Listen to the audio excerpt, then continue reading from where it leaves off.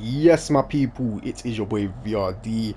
Welcome to part two of of part two of the first episode of I don't even know if that makes sense, but yeah, part two of the concept drive between Clapham Junction and Brighton.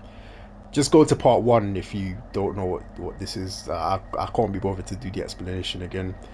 Um, pretty much because I'm recording this all in one sitting, so it's a bit tiring to do that. But just go check out part one if you haven't seen it already, just to give you a bit of context. But we're gonna depart from Gatwick Airport here. We have a green signal as the platform starter signal. The platform starter signal is displaying the green aspects, I should say. Wording is key. Doors are closed. Let's get a move on. 90 mile an hour speed limit out of Gatwick Airport here, so we more or less go straight into full power. What I like to do is notch one between 30 and 0% braking, notch two after the brakes are released, and then full power after 5 miles an hour. But everyone's different, everyone has their own techniques, and then different companies have different rules and procedures as well. But that is just my preferred way of moving off in most trains, to be honest. Next station is Haywards Heath.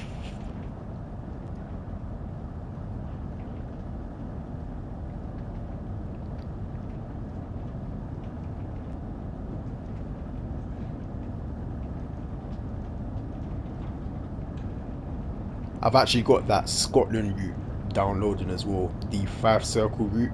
So I'm gonna be definitely doing a bit of content on that. Um, this is my first day off work in ages because I work 7 days a week.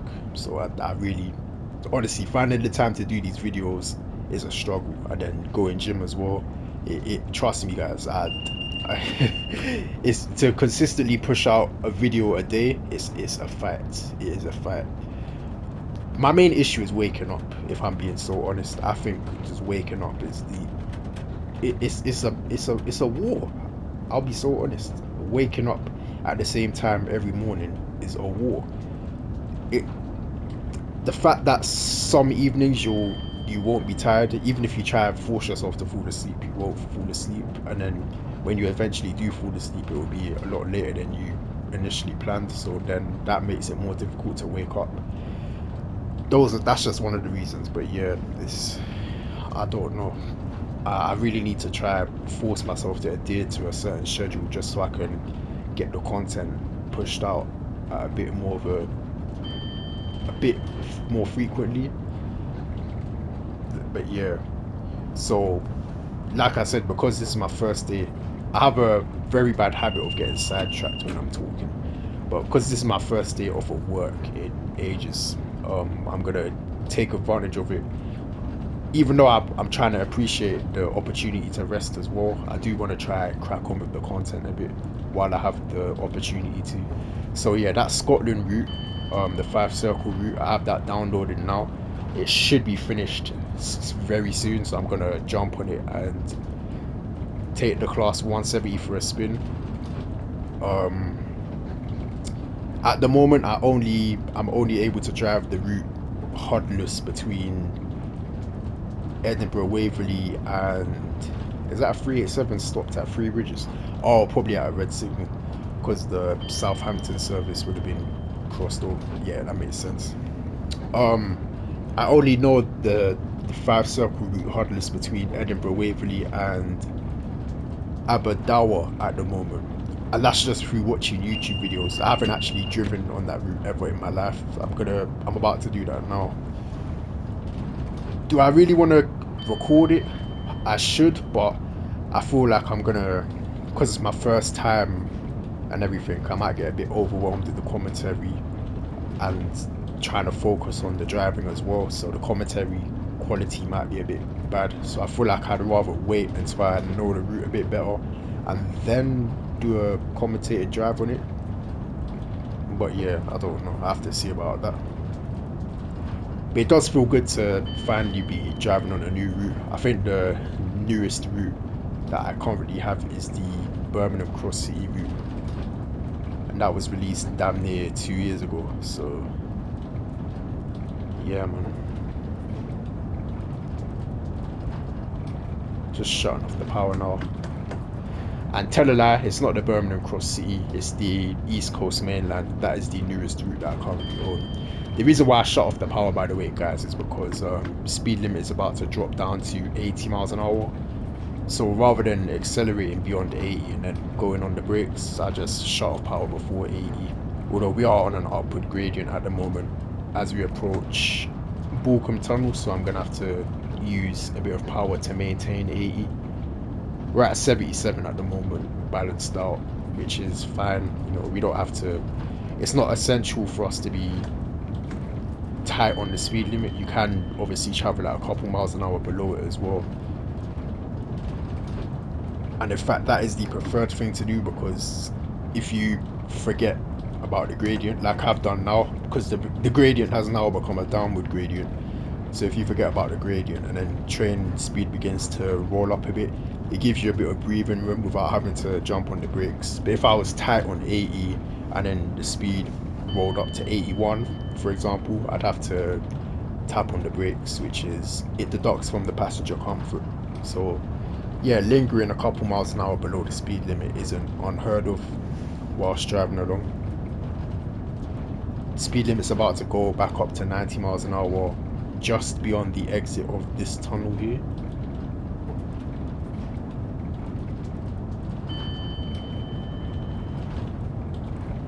So just, you might have been able to see the board there attached to that signal gantry.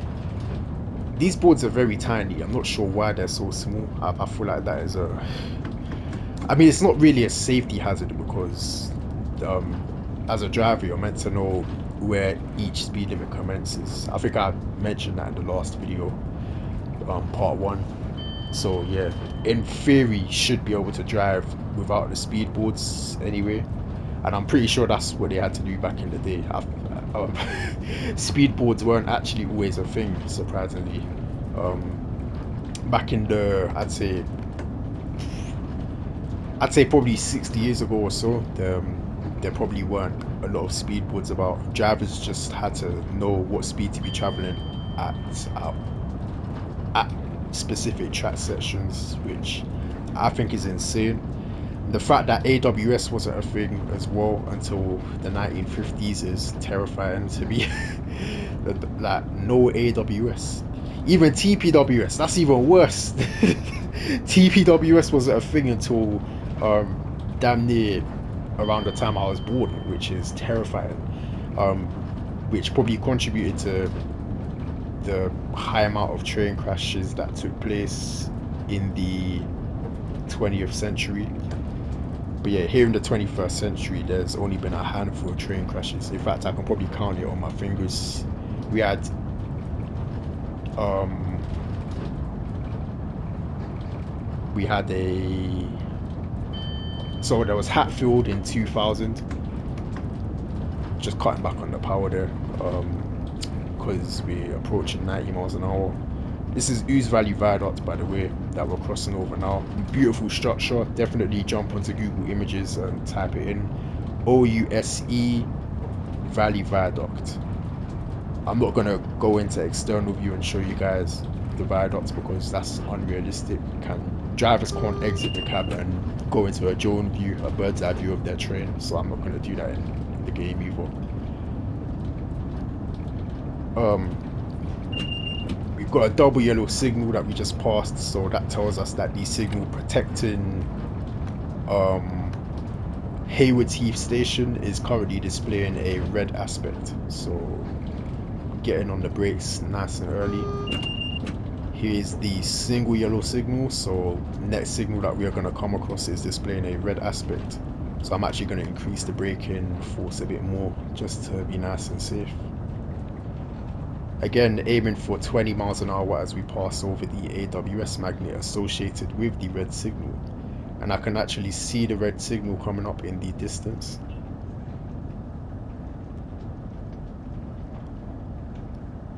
I was in the middle of talking about train crashes that have taken place in the 21st century, but that conversation got interrupted by the double yellow signal. So I'm gonna have to remember to talk about that. probably after we leave Hayward's Heath Station, because it's a very interesting topic to be talking about. Signal's just gone up to a single yellow aspect, so I'm going to select notch 2 of power.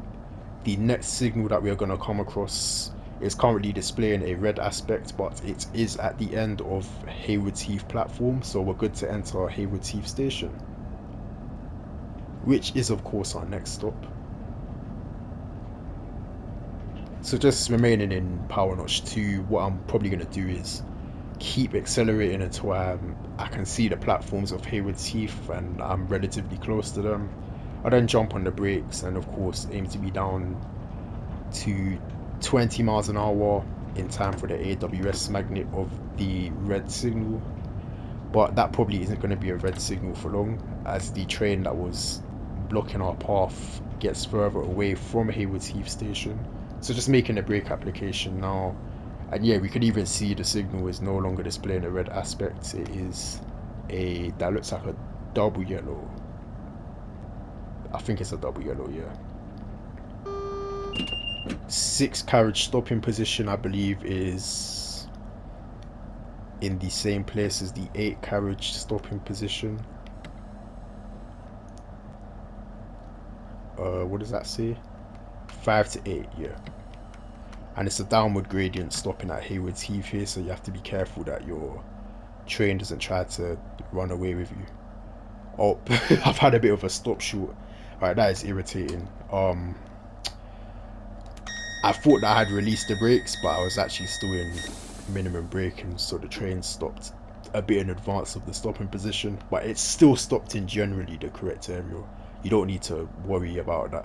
It's only if you stop, I'd say, like a carriage length or something prior to the stopping position, that's when you'd have to reapply power and reposition yourself. But if it's only a few feet short of the stopping position, then you can open the doors safely.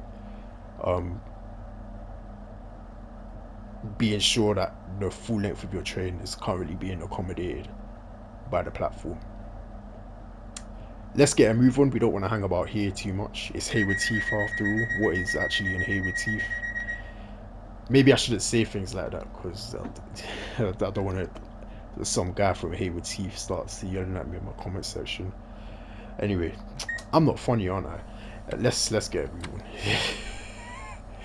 let's just go, man. Go. And next, the final station is Brighton. Brighton station, my people. Brighton.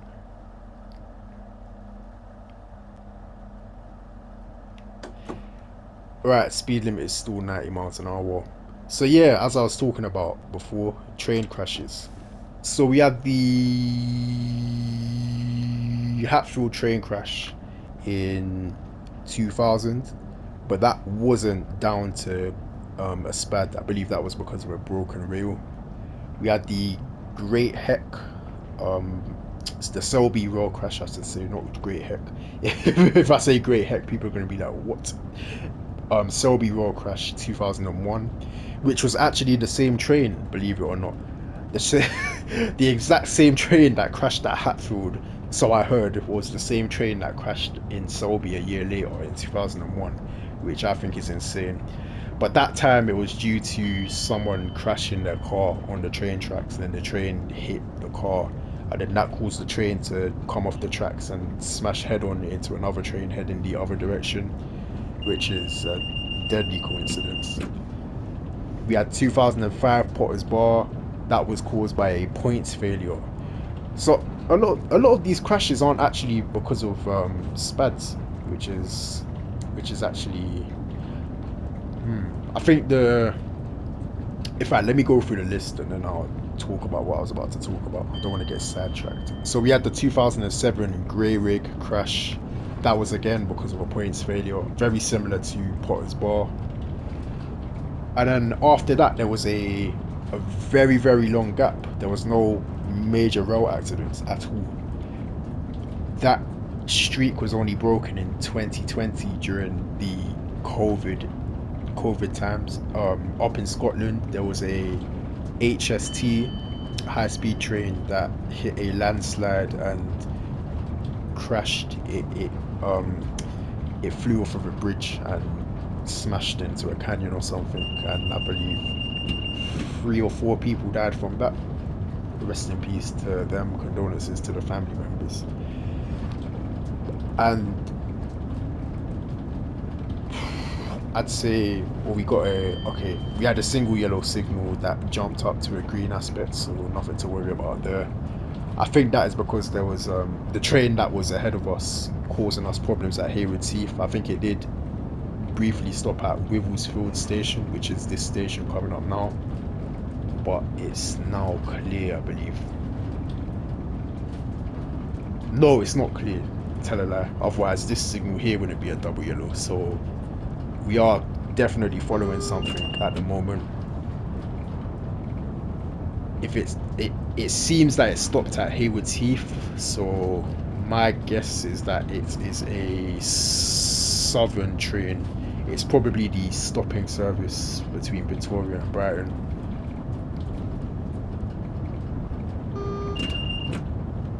Or it could be the Littlehampton service as well. In fact, that's more likely actually. I think it is the Littlehampton service. Otherwise, we would have got held outside of this station here, Burgess Hill.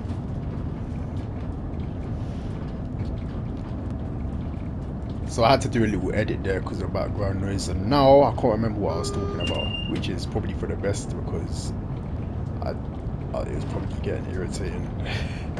We passed the double yellow signal there, so I've shut off power. The next signal that we come across, if that is displaying a single yellow aspect, I'm gonna jump on the brakes.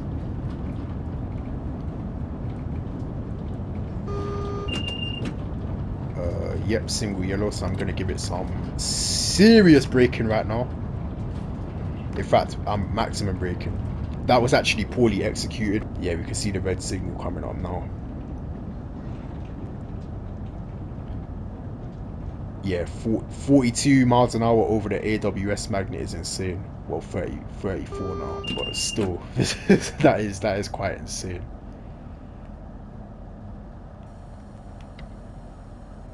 Yeah, luckily I understood.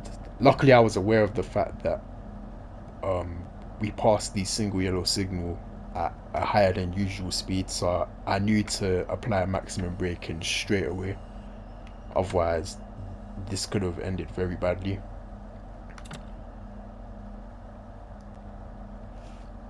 So yeah, um, this signal protects Hassocks Station, so the there's most likely a train in the platform at Hassocks at the moment that we need to wait for.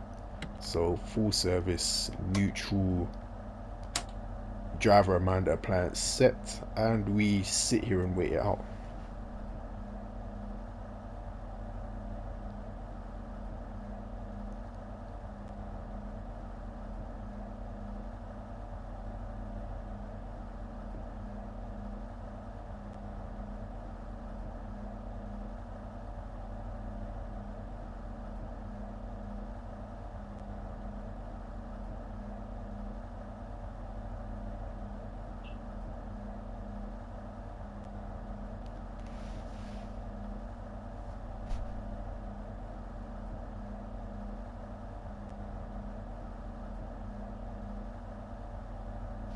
There we are, single yellow signal. Reset the DRA, select forward on the F&R switch, and we're gonna use a bit of hill start moving off from here because it is a bit of an upward gradient.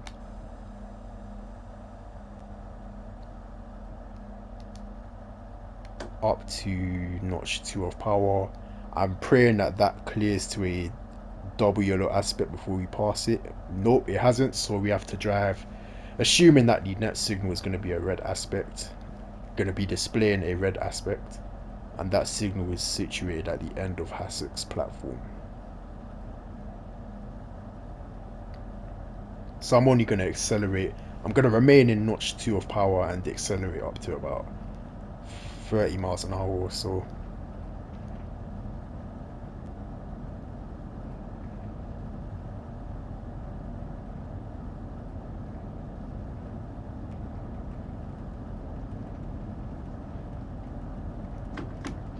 Yeah, just shut off the power now.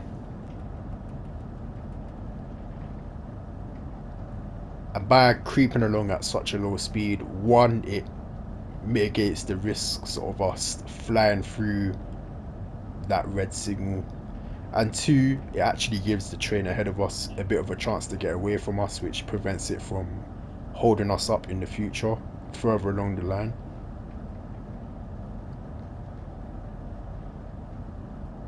So you can actually see the signal is now displaying a yellow aspect, so I'm going to go back into notch 2 of power, and it's actually gone up to a green aspect now, so full power.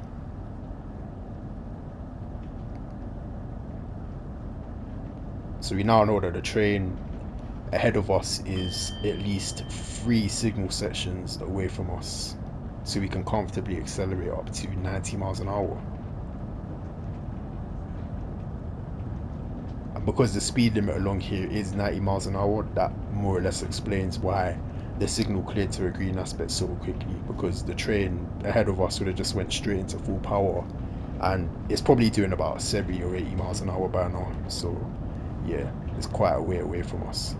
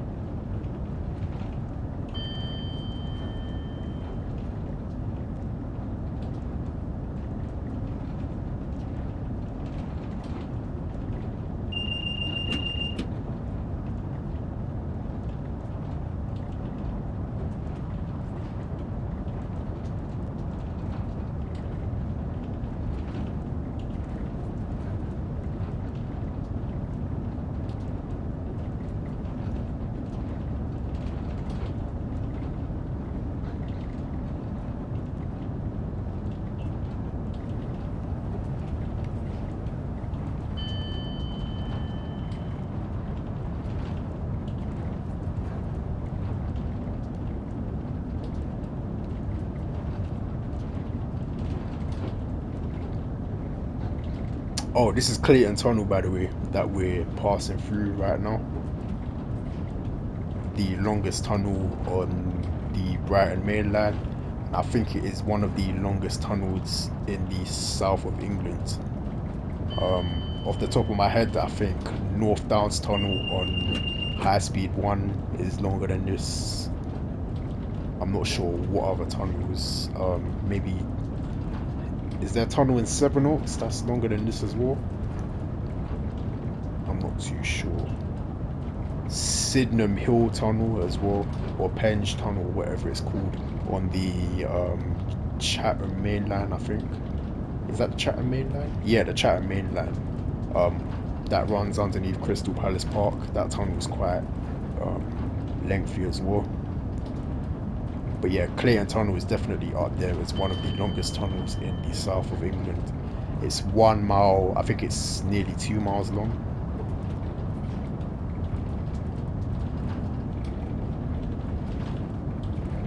Speed limit is shortly going down to 75 miles an hour.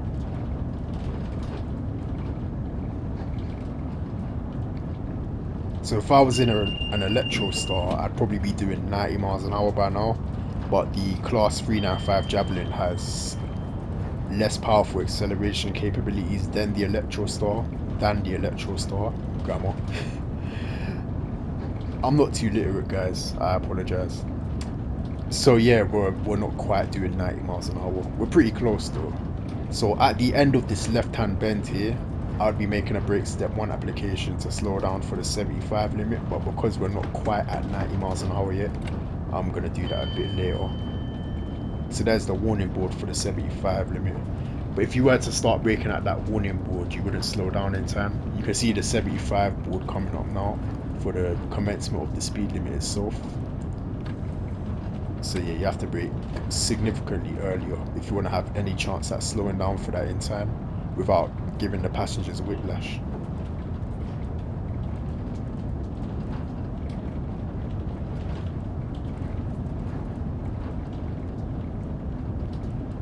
But I probably already gave them whiplash approaching that red signal back on the approach to Hassocks. Yeah, that was insane. I don't know what I was thinking. I'm a better driver than that. Like that was very poor from me. Really, doing line speed, passing a single yellow signal. It's a miracle I even stopped in time. But like I said, I knew that that was too high of a speed to be passing the single yellow at. So I immediately went into max braking, which is what allowed us to stop in time. But yeah, if the track conditions weren't favourable, that could have been very embarrassing. A very embarrassing moment indeed.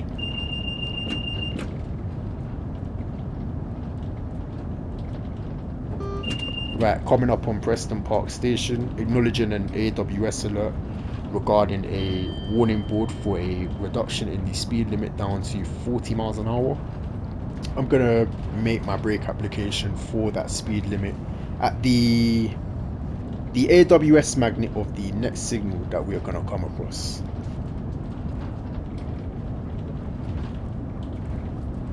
Tell her that I'm probably gonna make a brake application from now.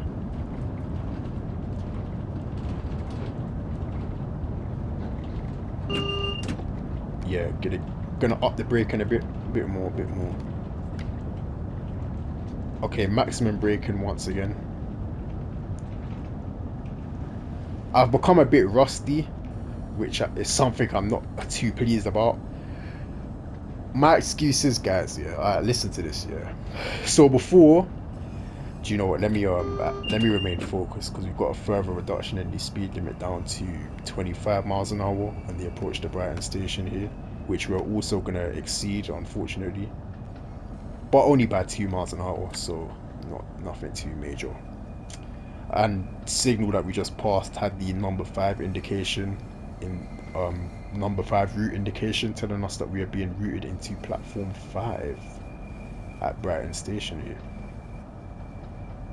So it's a straight run into the platform, no crossover needed. If we were using the crossover, then I'd probably decelerate down to 15 miles an hour just to reduce the swaying motion, give the passengers a bit of a comfortable ride. So as I was saying, so what I recently discovered, guys, is that apparently on trains that use disc brakes, it is bad practice to use step one only, or to use predominantly step one, especially when you initially make your brake applications. Apparently the better thing to do is to use 50% braking or brake step two when you initially make your brake applications, and then reduce the braking force down to step one afterwards. So that is why I seem like I'm struggling with the driving techniques. You might have even noticed in some of my recent videos that I've been uploading as well. I'm starting to drive a bit differently. That is because I'm more or less using brake step 2 as my initial brake application now, which means that I have to brake later than usual in some cases, or in most cases to be honest. So it, I have to get used to it, get used to the different braking points and whatnot, and it just throws me off a bit. That's more or less why I had that little accident with the single yellow signal back at Hassocks there. It sounds like I'm making an excuse, but that is the honest truth, guys. I'm being serious. But here we are, arrival at Brighton Station. Okay, let's get the train shut. Well, not shut down, but let's shut down the cab here. Tail lights selected. Turning the F&R switch into the off position. Removing the master key. Get out the driver's seats. We're gonna deactivate the safety systems.